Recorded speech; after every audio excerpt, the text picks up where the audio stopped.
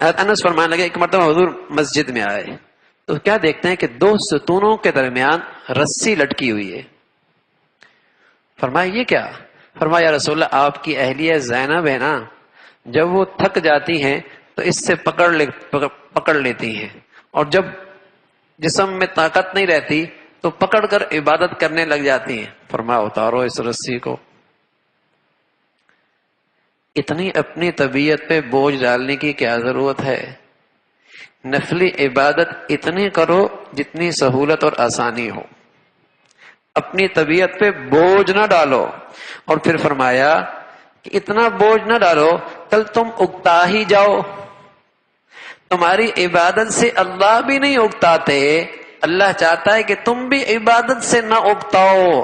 اتنا کرو کہ مسلسل کر سکو، اتنا کرو. نفل عبادت کے بارے میں رسول اللہ صلی اللہ علیہ وسلم کی سنت اور ادا یہ ہے تھوڑا ہو لیکن مسلسل ہو، تھوڑی عبادت ہو لیکن مسلسل ہو، اور اتنی ہو جس میں تمہاری طاقت ہو.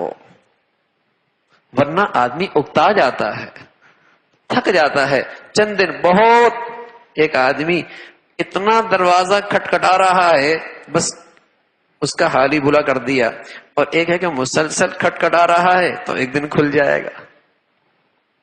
تو اس طرح رسول اللہ صلی اللہ علیہ وسلم نے اپنی ازواج کو میانہ روی، اعتدال کے ساتھ عبادت کے متعلق بھی